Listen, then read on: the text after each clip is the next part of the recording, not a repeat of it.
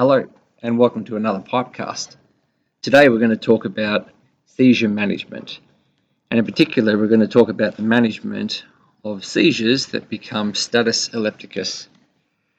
Now seizures are quite complicated only because there's a huge amount of overlap with what causes a seizure and different types of seizure-based activities.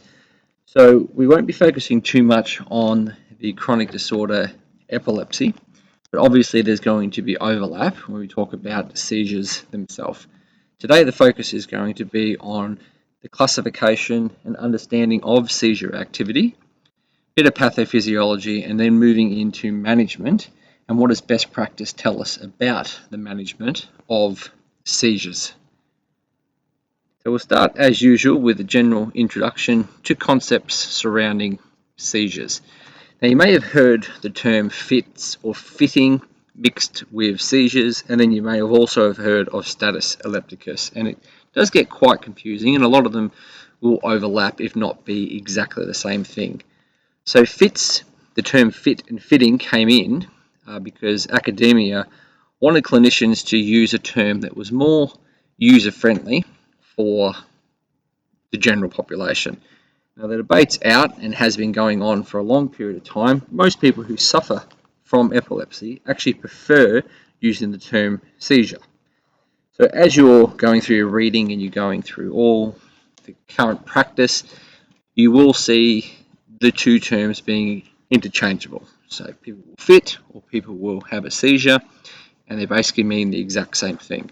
When you move into the realm of status epilepticus, it basically means that a seizure has been going on long enough for a quantified period of time that is now classified as an emergency and physical intervention is needed. And it's often linked to protocols as well. So that's what SE is all about. And we'll talk a little bit more about it when we break down the classifications and criteria further. Now when we look at all seizure activities across the board, everything to do with seizures, 90% of them all stop before 5 minutes. Most of them actually stop within 3 minutes, but if you include it up to 5 minutes, then 90% of all seizure activity stops, and that is linked to classification of status epilepticus. If it goes beyond the 5 minutes, then they're in SE. If it doesn't, then they're having some sort of seizure activity, which tells us that most of the patients we see will either have stopped a seizure or just about to stop a seizure, depending on when you first see the activity happening. Now, looking specifically at SE, that tends to peak at the highest level of prevalence in infancy and in elderly. So it's actually both on the extreme ends of the age group of the most people that get SE. But it can also still happen to adults. It seems to be more prevalent in males, and a trend that is absolutely linked to SE is 16 to 50% of all SE cases, patients will actually have epilepsy or a diagnosis of epilepsy before it happens. So it pretty much breaks down that to get SE, the probability says that you should be an infant or an elderly, and you should suffer from epilepsy. Otherwise, the chances of actually getting status epilepticus are actually not very high, but they are a trend of certain other disorders, which we will discuss, and they also have quite a high mortality rate, not necessarily at the start when they're actually in a seizure, but within 30 days, 8 to 22% of patients who have SE will actually end up dying. So that's why it's still classified as a medical emergency, and that's why we still have a lot of debates regarding protocols, and we should still focus on it because seizure activity is likely to be seen. It's just not likely to get to the point of status epilepticus itself. Now, despite the fact that epileptics will actually suffer more from SE, anyone can technically get SE. The causes range from a huge pool of probabilities, ranging from genetic all the way through to other disorders. Very common causes of SE include your epilepsy, alcohol withdrawal, CNS tumours, and pathology. And when we neurology, we're really talking about traumatic brain injuries, hypoxia to the brain, and inflammation or infection like meningitis or even types of sepsis that will cause seizure activity. Now, other ones that are mentioned a lot that are actually quite rare in adults is heat. Now, heat febrile convulsions is very common when you're dealing with children, but they don't often get to the case of E, and the management is slightly different. And for an adult to get it, it's actually quite rare. Now, hypoglycemia is well publicised with causing seizures to the point that most protocols will actually require you to get a BGL before you actually administer midazolam. A lot of them have grown up a little bit and they say that you can do it concurrently, but the probability of having a seizure, let alone getting to the point of status epilepticus from hypoglycemia, is 1% of all the cases of seizures are caused by hypoglycemia. So there's papers out there that would denote getting BGLs as dogma, but if you work for a protocol that says that BGLs are required, then you are really governed to do so, and you should get a BGL and make it part of your treatment regime. Right, so let's get a little bit more time talking about seizures and looking at how they link to status epilepticus itself. So there's a international group out there, and they call themselves the International League Against Epilepsy, and they've come down with six primary etiologies that cause all seizure-like activities. Now, other textbooks will spread these six out, but these are the ones that the League have actually come up with. And they denote that seizure activities can be focal or generalized or a mixture of the both. So focal and generalized is just another way of saying the activity is either in a portion of the brain or globally across the brain. And that's the seizure type activity. So anyone that has a seizure can be classified within those realms. Now, each one of those will break down further. When you get the diagnosis of epilepsy, then again, you can have epilepsy with a focus on focal, generalized, combined, and then also those idiosyncratic ones as well. And there's also a class or a classification known as epilepsy syndrome. Now, each one of these don't actually fit into the realm of status epilepticus. It just is a way of saying that there's etiologies that can cause seizure activities in anybody. If those etiologies are prevalent or need minor stimulus, then the diagnosis of epilepsy is more likely. So if you were to have someone that just has a seizure, they don't get diagnosed with epilepsy. It has to be a trend set in regards to moving to the diagnosis of epilepsy, and the management is quite different. So if we focus on just seizure activities and knowing that all these realms of umbrella organizations out there are classifying seizure type activities in many different ways, it makes it difficult to focus on, well, what our protocols are actually talking about. The good news is we have a complication of seizure activities, which is known as status epilepticus. Now, the only reason that is good news because it allows all organisations of critical care to come up with guidelines in order to provide the best treatment for the people in that state. So when we look at status epilepticus as itself, it is a complication of seizure activities and it is a neurological emergency. Now, prior to 2012, it was classified as seizure activities of 30 minutes or more, and that was a huge amount of time. So the Neurocritical Care Society in 2012 changed the criteria to continuous seizure activity of 5 minutes or more, or reoccurring seizure activities with no recovery between them.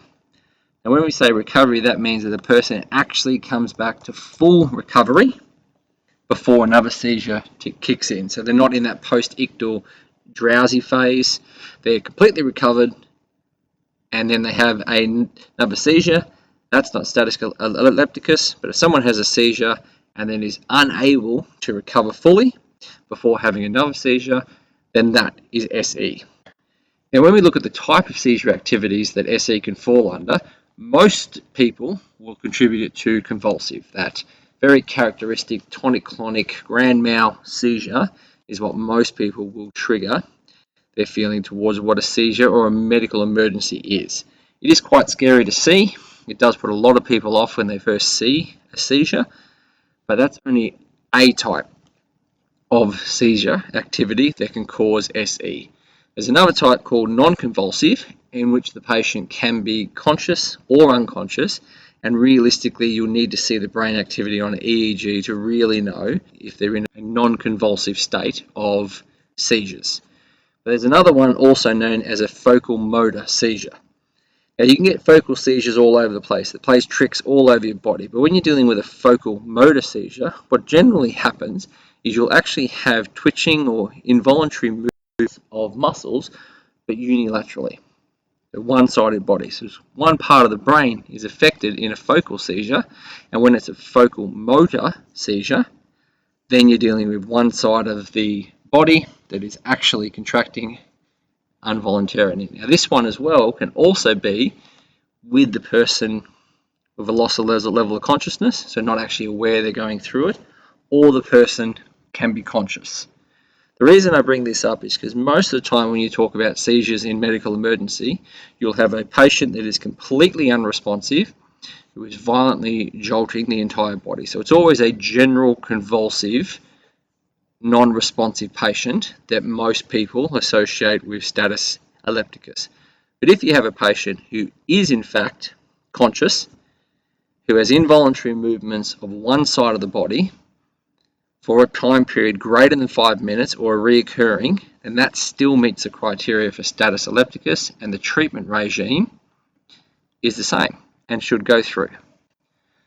That's the classifications and where it all comes from and what we're really looking at.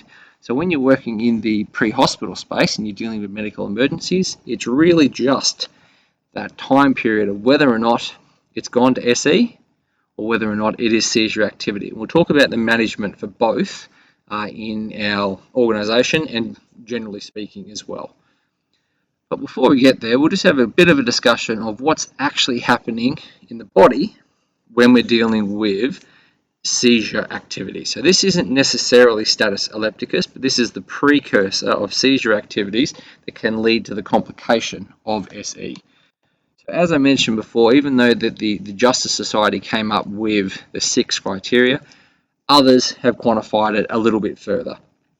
And we're dealing with all your drug toxicities. Hypoxia is a massive one, trauma, infections, alcohol withdrawal. They're the ones that you're really going to see outside of those disorders that are more indicative of causing epileptic type seizures. Okay, so there's a whole bunch of pathogenesis that a person can get themselves in that have nothing to do with a seizure, but the complication of each one of those particular medical emergencies can result in seizures. Okay, so it's why it's very important to know that if someone has an electrolyte imbalance, it can cause seizure activities. Traumatic brain injury causing intracranial hemorrhage or hypoxia can cause seizure activity. Okay, so it's not just the epileptics. Okay, it's often people that are already in some sort of an emergent state that will in fact get seizure activity and therefore have a probability of becoming SE, even though we need to remember that the leading precursor for SE is in fact epilepsy itself. But all pathways lead somewhat the same direction. There is some sort of stimulus that is causing an imbalance in the brain. And when we look at neurotransmitters can be divided as excitatory or inhibitory. And in the brain, there's a nice balance of these, where excitatory neurons will create or pass on an action potential in order to create a neural synaptic message being passed on. And then the inhibitors will come along and they'll sort of turn that message off, so then the brain doesn't go into haywire. But when you have an imbalance of excitatory neurotransmitters or a reduction in the inhibitory neurotransmitters, then all of a sudden the electrical discharge within the brain goes haywire, for lack of a better term. And it's this random depolarization of neurons within the actual brain itself will cause seizure activities. Now, depending where it is, will denote whether or not you get a focal or a generalized seizure. Focal is this same phenomenon, this imbalance of excitatory or inhibitory neurotransmitters, just in a focal region within the brain. When we move to a generalized seizure, then we can even expand it further for what sort of physical manifestation or what sort of signs and symptoms you're going to see. And that's where the terms tonic-clonic, myoclonic, and absence comes into play. So even though the characteristic of a large seizure is your tonic-clonic, which is a short tonic phase followed by rhythmic contraction, doesn't mean that all seizure activities or all generalized seizures will appear the same way. You can have just the rhythmic contraction, which is clonic. You can have just the rigidity of the flexors, which is your tonic. You can have basically a loss of muscle tone. Okay, it's very common in children where the children will just go floppy. Okay, and you even have an absent seizure, which is denoted mostly by the person pretty much being unresponsive for a period of time. Now, absent seizure is extremely unlikely to turn into status epilepticus, but it still can be a sign of generalized seizures. When you move into a term known as myoclonic, that's the best way to describe that is people that are falling asleep and all of a sudden they kick their leg or they shake their arm. Well, that's happening with people that are awake. It's a very short-lived jerking or spasm where a muscle group just basically goes through a jolting motion. And that's also known as a generalized seizure. So you have all these different classifications of what a seizure can look like. But bottom line, when it really comes down to it, it's the complications that we're interested in when dealing with the medical emergency, which is that status epilepticus. Now, people can recover and they can go into what's known as a post-ictal confusion, which can be quite difficult to treat. And they can also get subsequent injury from the uncontrolled movements, which you'll have to deal with as well. Now, obviously, all these things can result in death as well. The mortality rate, if you remember, sits up to that 22% at the 30-day mark. So it is still a medical emergency that we need to do something about. As to what we do about this, we'll discuss now. So when we talk about the management, we have to sort of wait for the person to meet the criteria of being in status epilepticus before we can really intervene with pharmaceuticals and things like that. But that doesn't mean we do nothing. If you get a call when someone's saying that a person is having a seizure or fitting, the best thing you can do is take note of the time, or ask the person who's there to take note of the time of when the seizure activity started and monitor them of any time the seizure stops or changes, and get them to describe it when you rock up to the scene. There's nothing worse than rocking up to a scene where you sort of know it's been going on for a long period of time, but there isn't any credible witness that can tell you that they've actually had a seizure activity. Sometimes it's just a person who has collapsed, and it's completely different, but they say that they're fitting. Okay, so sometimes we really need to know what's going on, and if you have a credible witness, then that time period can count for you to start your regime into the SE. You want to protect the patient. You want to avoid restraining the patient at all costs unless their flailing is actually resulting in further injury to themselves. So you don't pin them down, you don't tie them up, you do move them, you do protect them, you do stop their arms or head or something hitting something that is going to cause further injury. You stay with them, you know in yourself that 90% of these are going to stop before getting to the point of status epilepticus, but you still prepare for the probability of it becoming that. And whilst you're waiting and preparing, you need to do things like protecting the airway. Okay, aspirations is a very high risk with someone who's in a seizure, and if possible, you want to assess their SpO2. Getting a blood pressure and pulse is like, don't even bother trying. Okay, but an SpO2 can sometimes be possible, and you want to know whether or not this could be caused by a hypoxic state, or whether or not the seizure activity is causing that hypoxic state. If it is, you want to entertain the idea of giving oxygen if it's 93% or below. Giving oxygen to someone who is currently having seizure activity is possible, but sometimes the violent movement means you can't actually put a mask on. So at worst, you can actually hover a mask over the face of the person, not actually putting it on them or pinning them down, but have high flow oxygen surrounding the area in front of them so they're breathing. You can also look at things like nasal prongs depending on how the patient is reacting. Okay, but either way, getting oxygen in as early as possible if the SpO2 is below 93 is a great idea. Most protocols, including ours, want you to check a BGL. So checking a BGL can be done. If their arms are moving a lot, you can check their feet. If their feet and their arms are moving a lot, you can find another part of the body in order to get a drop of blood off it in order to get a BGL. If someone has a low BGL, so for adults it's less than 4, okay, you can argue 3.6 and all the rest of it, protocols say 4, so you run with it, okay? Then you need to do something about it. As far as to what to do about it whilst the person is seizing is always a question of great contention. So obviously you have options. The options available to you is oral glucose gel, glucagon, and then glucose injection, either 10%, 50%, depending what you carry. Now, obviously, you're not going to push the injectable glucose into a muscle, okay, because that's just crazy talk. You're going to cause necrosis. So you need to have IV access. You're not getting IV access while a person is seizing. Okay, I don't care how good you think you are, it's just not happening. So don't even try. So that's out of the question. Glucagon itself can be an option, but when you're dealing with the demographic that are not diabetic, haven't taken insulin in order to lower their blood sugars, and are probably in this state because of exposure or fatigue, starvation, whatever it may be, glucagon's not really going to be very successful. And because aspiration is one of the greatest risks associated with seizures, putting gel in someone's mouth also isn't a good idea. So really, your only point and call in correcting somebody's glucose when they're in seizure activities is to first try and stop the seizure activity.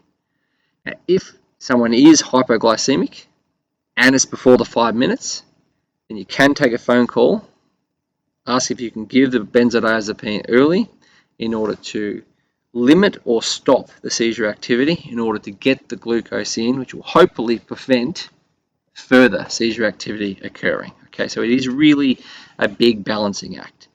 Okay, there's not many good options for fixing hypoglycemia when somebody is seizing, and each one of those interventions comes with inherent risk or a high fail rate. In the event you have someone that is hypoglycemic because of insulin and you give glucagon, it's still going to take about 10 minutes before that actually kicks in to a glycemic level good enough to stop hypoglycemia. Okay, so it is very difficult. You just need to know it. Best point of call, stop the seizure activity and prepare to fix the blood glucose as soon as the seizure activity stops. Regardless of the BGL, you want to prepare medication. Now you can choose whether or not you draw up the midazolam ready to administer, okay, but realistically you want to have the equipment ready because at the 5-minute mark you want to administer the actual benzodiazepine. You're waiting for that status epilepticus criteria to be met, and then you administer the midazolam. Now, the neurocritical care has come a long way, dropping the criteria from 30 down to 5. Okay, but that doesn't mean the 5-minute mark is a safe zone. There's papers out there that suggest that continuous seizure activity for 5 minutes can lead to irreversible brain damage, and definitely within 10 minutes can lead to irreversible brain damage. So once you meet the criteria of being able to administer benzodiazepines, you want to administer it as quickly as possible. Okay, so get the stuff ready.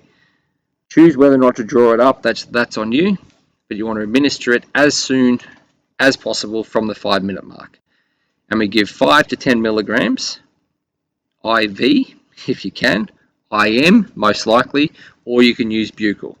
There shouldn't really be any reason why we can't administer an IM injection into the lateral thigh, but buccal is an option. You just have to get an order for it.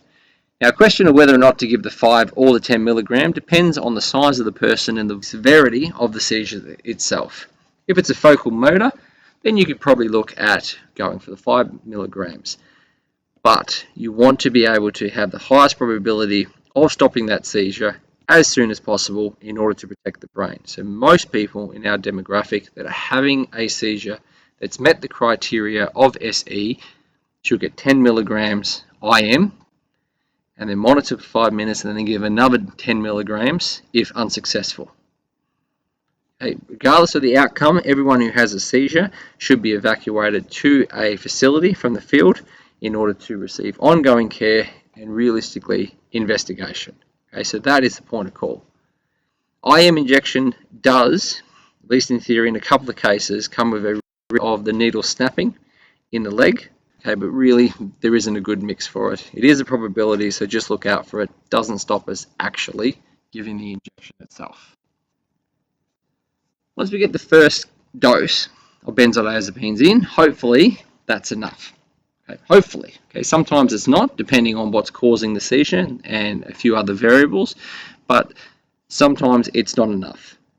Okay, the idea of benzodiazepines is it obviously wants to work as a tractor beam in order to attract GABA neurotransmitter, which is the main inhibitory neurotransmitter within the brain. So it just wants to stop that excitatory state or encourage more inhibitory neurotransmitters to be active within the synaptic cleft. That's what benzodiazepines do. Sometimes you need a second line. The benzo isn't quite enough, so doctors may order, depending where you are, phenytoin or phenobarbital in order to put over the top in order to help with the seizure activity. Once you're in a state to monitor, then you really need to monitor the person. You want to monitor all their vital signs, including cardiac monitoring. You want to start looking at reasons for why this seizure could occur. Okay, you can start doing that whilst the seizure activity is going on, depending where you are and how much luxury for time you have. You can start trying to rule out other causative agents of the seizure, not just the BGL. When and if you're successful in the post-seizure state, then you really want to protect the airway. Protect the airway further and even entertain the idea of some sort of adjunct if they need it. If you're in a state where you can get bloods, look for signs of infections, look for signs of electrolyte displacement, and obviously look for if the seizure activity has been caused by some sort of metabolic acidosis. Okay? And you can go through further investigations for what caused it in order to try to prevent it from occurring again. So that's what you do in the case that someone has a seizure: immediate management, ongoing investigations, and then reducing the probability of them having a seizure again as they evacuate to a tertiary or a definitive care in order to undergo further investigations. Now, in the event somebody has a seizure, but they don't get to that status epilepticus state, and they're one of those 90% that stop. They stop having a seizure. Now from here, this is where you can put on your more of a primary healthcare hat, and you can go through a primary healthcare investigation where you get a full history from the person, you do a full physical examination, try to figure out why this person could have had the seizure activity. If any of these findings denote some sort of emergent activity, then obviously you go straight down that emergency route and you evacuate them as a higher priority. If someone has a seizure in the field, even if it stops and doesn't get to status epilepticus, they still should be evacuated. Our demographic shouldn't be getting seizures for no reason, and in the event that it has happened, we sort of really want to know why. So they move on and they go to a tertiary facility in order to get that care. If you're in a primary health clinic and someone's brought someone in with a story of they've had a seizure, lasted 2 minutes and now they've stopped, then it's best to monitor and observe them for several hours. They realistically will become under a medical officer's care, but that doesn't mean you won't be involved in their ongoing management. They can be considered for discharge, especially in Civvy Street. They often are considered for discharge if there's no further seizure activities or abnormal vital signs and the cause for the seizure is certain. If it's not, then they generally go through a series of tests, imagery, pathology, that sort of thing, in order to get an understanding of what caused the seizure. Our demographic, they are extremely likely to have a specialist referral in order to help the investigation and rule out anything sinister, because obviously seizure activity has or can potentially have some sort of implication on a person's employment. Okay, that brings us to the end of seizure management. As you can tell, there's a bit to go through. The management for a seizure from our point of view is not overtly complicated, but there's still things that must be considered and acted upon early in order to really care for the individual. Now, those things include not wasting time whilst you're waiting for status epilepticus criteria to be met. You're checking BGLs, you're checking SpO2s, and you're administering oxygen if they are hypoxic. In the event you have someone that has hypoglycemia, you prepare for the administration of the corrective agent, depending on the case, whether it's glucose gel, whether it's IV dextrose 50%, glucose 10%, whatever it is, you prepare for it. You don't try and administer any of those corrective agent whilst the seizure activity is occurring, and if it's early in the piece, you take a phone call to see if you can stop the seizure activity earlier than the 5 minutes in order to correct the hypoglycemia more effectively. In the event the seizure activity becomes status epilepticus, then you administer midazolam. IM, most likely 10 milligrams, most likely in the vastus lateralis, and you wait 5 minutes. You prepare for evacuation early. If they're in status epilepticus, then the priority for evacuation is increased. If they don't get to SE, then they're still evacuated, just the priority doesn't have to be as great. The clinician should stay with them and monitor them for several hours until they can hand over and continue that monitoring. Any sort of seizure activity from a serving member will potentially have implications on their employment, and likely the members of the team who witness the seizure activities will likely be shaken, uncomfortable by the sight of it. So generally, having a debrief for the team is not a bad idea as well. But until next time, take care.